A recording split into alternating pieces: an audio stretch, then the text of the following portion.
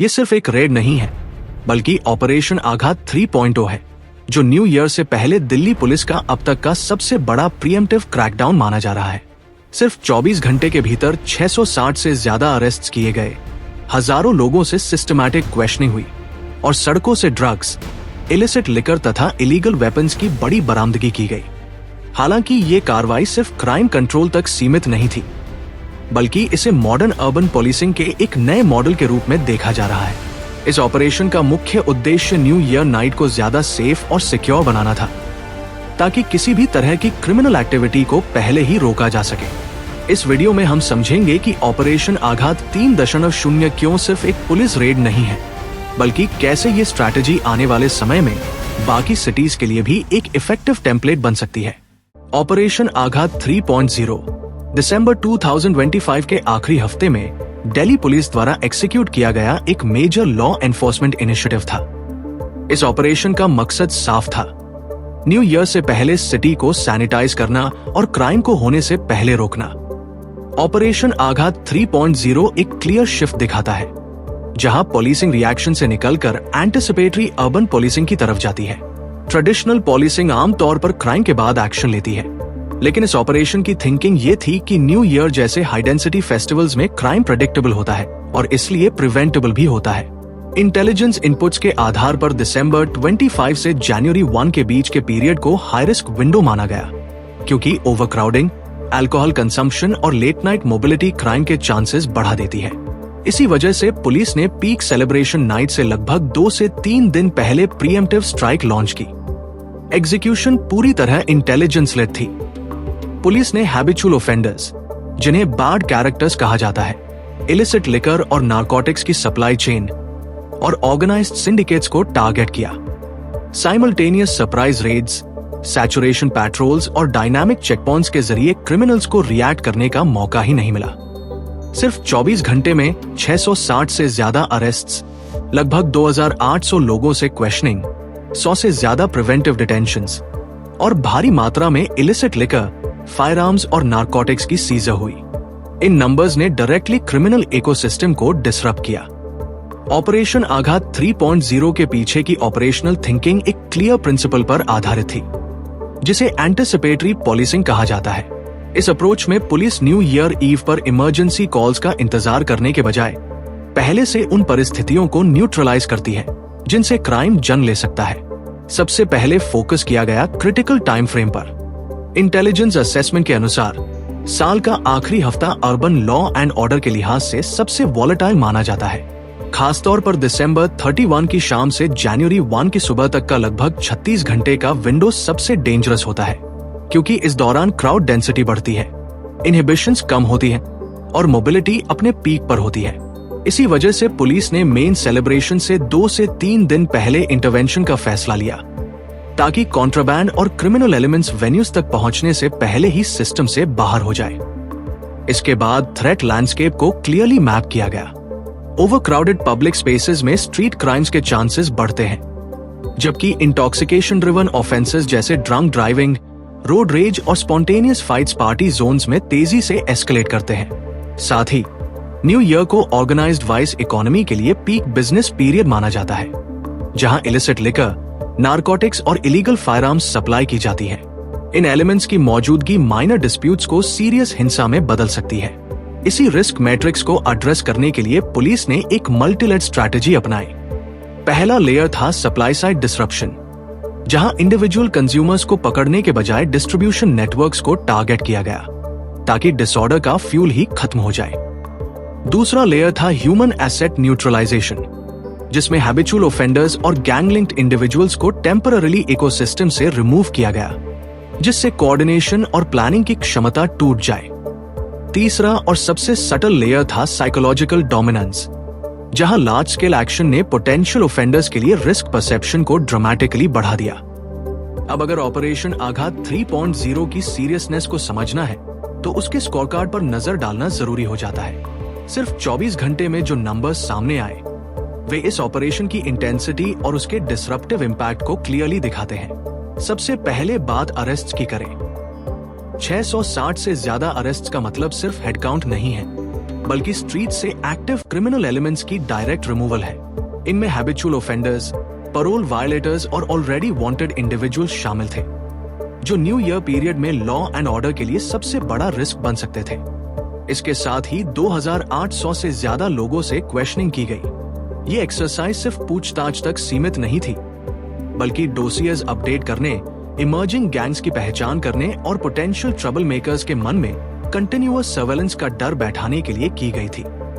करीब 100 से ज्यादा प्रिवेंटिव डिटेंशंस ये दिखाते हैं कि पुलिस ने रिएक्टिव नहीं, बल्कि प्रोएक्टिव कंटेनमेंट पर काम किया। ऐसे इंडिविजुअल्स को टेम्पररीली रिस्ट्रिक्ट किया गया, जिनसे ब्रीच ऑफ पीस की रीजनेबल संभावना थी।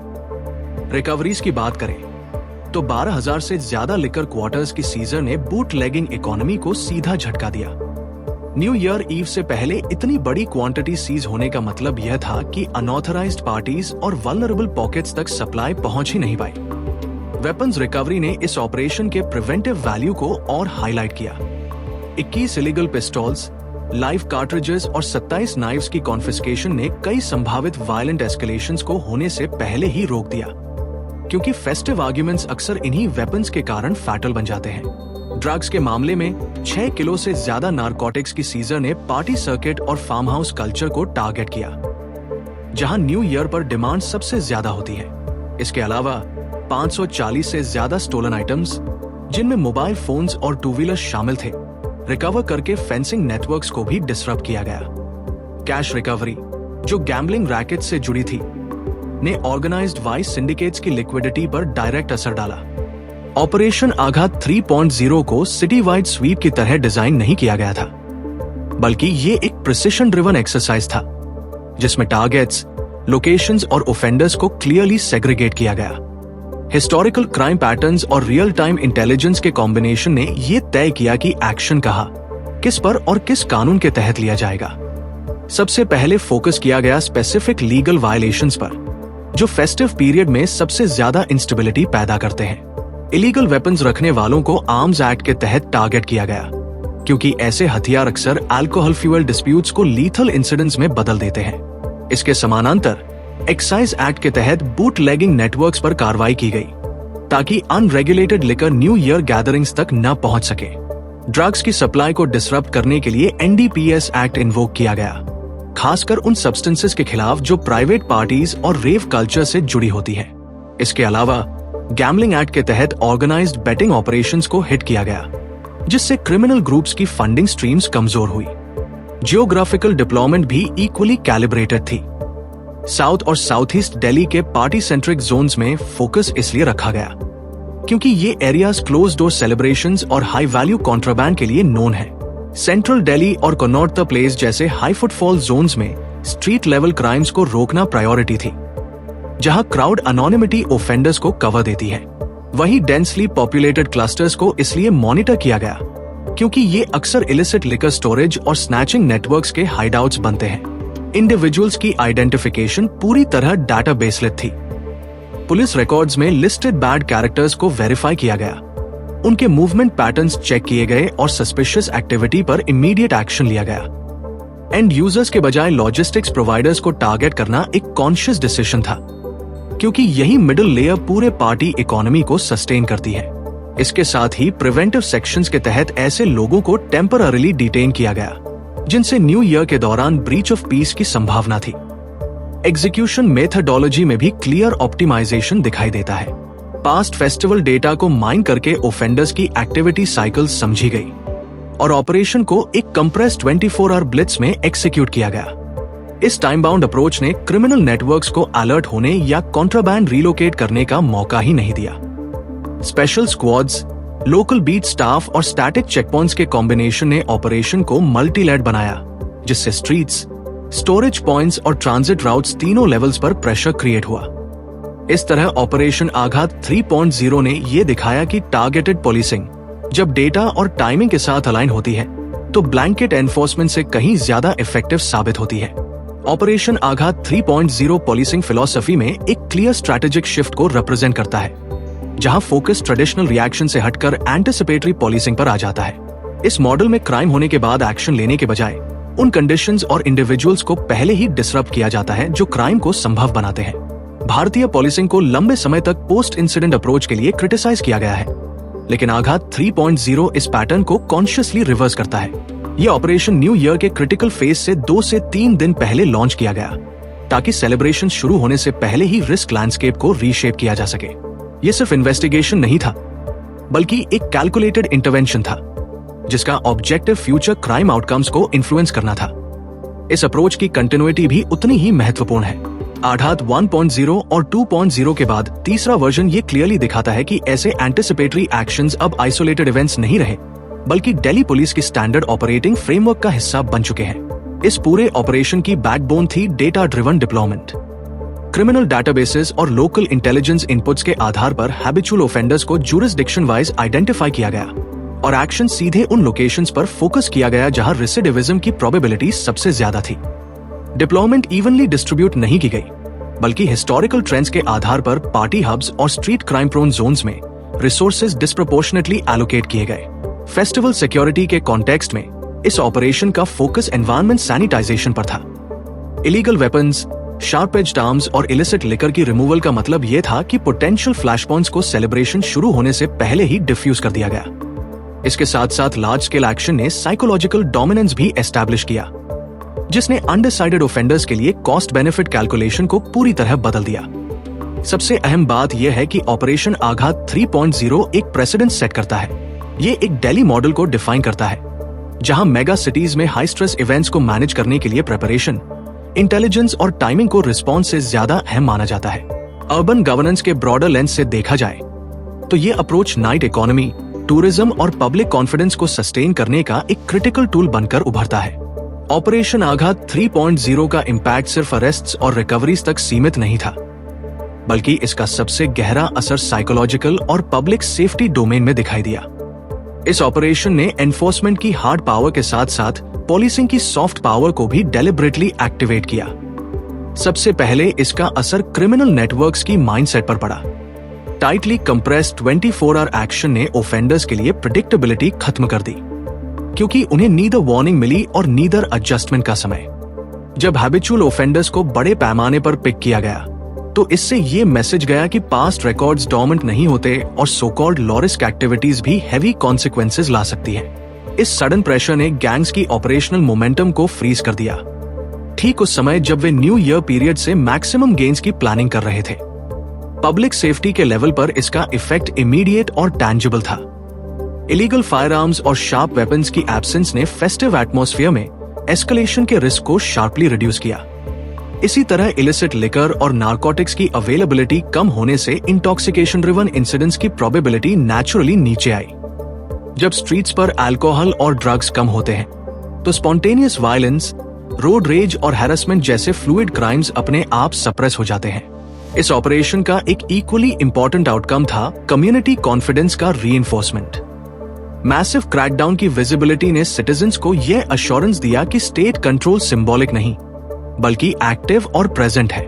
विमेन, फैमिलीज और लेट नाइट कम्यूटर्स के लिए ये परसेप्शन शिफ्ट क्रिटिकल होता है, क्योंकि fear of crime he participation को सबसे ज्यादा लिमिट करता है। इसके साथ ही दिल्ली के अनसेफ सिटी नैरेटिव को काउंटर करने में भी यह एक्शन मटेरियली कंट्रीब्यूट करता है। लॉन्ग टर्म पर्सपेक्टिव से देखें तो आघात 3.0 ने एंटिसिपेटरी पॉलिसिंग पर पब्लिक ट्रस्ट को भी स्ट्रेंथन किया। हाई यील्ड रिकवरीज ने यह वैलिडेट किया कि इंटेलिजेंस लेड एक्शंस आर्बिट्ररी नहीं होते, बल्कि इन्फॉर्म्ड और प्रिसाइज होते हैं। जब पब्लिक को प्रिवेंटिव एक्शंस के कॉन्क्रीट रिजल्ट्स दिखाई देते हैं, तो एग्रेसिव चेक्स और प्रिवेंटिव डिटेंशंस को कलेक्टिव सेफ्टी के कॉन्टेक्स्ट में ज्यादा एक्सेप्टेंस मिलती है। कुल मिलाकर यह ऑपरेशन एक लार्ज स्केल साइकोलॉजिकल इंटरवेंशन की तरह फंक्शन करता है, जिसमें क्रिमिनल मोरल को सिस्टमैटिकली वीकन किया गया और पब्लिक कॉन्फिडेंस को साइमल्टेनियसली बूस्ट किया गया। इसी सैनिटाइज्ड साइकोलॉजिकल स्पेस में दिल्ली ने न्यू ईयर को एंटर किया, जहां फियर नहीं बल्कि प्रिपेयर्डनेस डोमिनेंट थी। ऑपरेशन आघात 3.0 भारत में अर्बन लॉ एनफोर्समेंट के एवोल्यूशन का एक लैंडमार्क मोमेंट बनकर सामने आता है। इस ऑपरेशन ने पॉलिसिंग की डेफिनेशन को एक्सपैंड किया, जहां फोकस पोस्ट क्राइम इन्वेस्टिगेशन से हटकर प्री क्राइम इंटरवेंशन पर शिफ्ट होता है, खासकर उन पीरियड्स में जो सिक्योरिटी के लिहाज से सबसे ज्यादा वल्नरेबल होते हैं। सबसे पहले इस इनिशिएटिव ने प्रोएक्टिव थ्रेट न्यूट्रलाइजेशन की कॉन्सेप्ट को ग्राउंड पर वैलिडेट किया। वायलेंस के टूल्स को पहले ही सीज करके और इंटॉक्सिकेंट्स की लार्ज स्केल अवेलेबिलिटी को खत्म करके पुलिस ने सेलिब्रेशन शुरू होने से पहले ही एस्केलेशन की कैपेसिटी को डिसमेंटल कर दिया। इसके साथ ही हैबिचुअल ऑफेंडर्स और रिपीट वायलेटर्स को टेम्पररीली इकोसिस्टम से बाहर निकालकर स्ट्रीट क्राइम्स की स्टैटिस्टिकल प्रोबेबिलिटी को स्ट्रक्चरली नीचे लाया गया। दूसरे स्तर पर आघात 3.0 एक प्रोग्रेसिव पुलिसिंग मॉडल को इंस्टीट्यूशनलाइज करता है। इसका तीसरा इटरेशन होना ये साफ संकेत देता है कि एंटिसिपेटरी एक्शंस अब एक्सपेरिमेंट नहीं रहे, बल्कि दिल्ली पुलिस की सस्टेन्ड ऑपरेशनल थिंकिंग का हिस्सा बन चुके हैं। डेटा, डोसियर्स और हॉटस्पॉट मैपिंग पर आधारित डिप्लॉयमेंट ये दिखाता है कि मॉडर्न पुलिसिंग ब्रूट फोर्स से ज्यादा इंटेलिजेंस और प्रिसिशन पर निर्भर होती जा रही है। इस ऑपरेशन की सक्सेस एक ब्लूप्रिंट भी प्रोवाइड करती है, जिसे अन्य मेट्रोपॉलिटन सिटीज रिप्लिकेट कर सकती है। मेजर इवेंट से पहले टारगेटेड सैनिटाइजेशन ड्राइव्स ये साबित करती हैं कि अर्बन सिक्योरिटी प्रिपरेशन का मैटर है, रिएक्शन का नहीं। Safer public spaces, night life, tourism और सिटी इकोनॉमी को इनडायरेक्टली एनेबल करते हैं, जिससे गवर्नेंस और ग्रोथ के बीच डायरेक्ट लिंकेज एस्टैब्लिश होता है। सबसे अहम आउटकम है पब्लिक ऑर्डर और कम्युनिटी ट्रस्ट का रीइंफोर्समेंट। जब सिटीजन्स को विजिबल और डिसाइसिव एक्शन दिखता है तो स्टेट एक डिस्टेंट अथॉरिटी नहीं बल्कि एक्टिव गार्डियन की तरह परसीव होती है।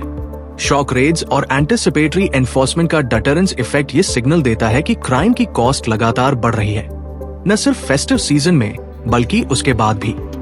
अंततः ऑपरेशन आघात 3.0 को सिर्फ एक पुलिस रेड कहना उसके स्कोप को कम आंकना होगा। ये स्टेट अथॉरिटी का एक स्ट्रैटेजिक असर्शन था, जिसका उद्देश्य ये सुनिश्चित करना था कि सिटी का ट्रांजिशन इनटू 2026 सेलिब्रेशन से जुड़ा हो, केओस से नहीं। इस ऑपरेशन ने प्रोएक्टिव अर्बन गवर्नेंस के लिए एक हाई बेंचमार्क सेट किया है, जिसे आने वाले वर्षों में मेजर किया जाएगा।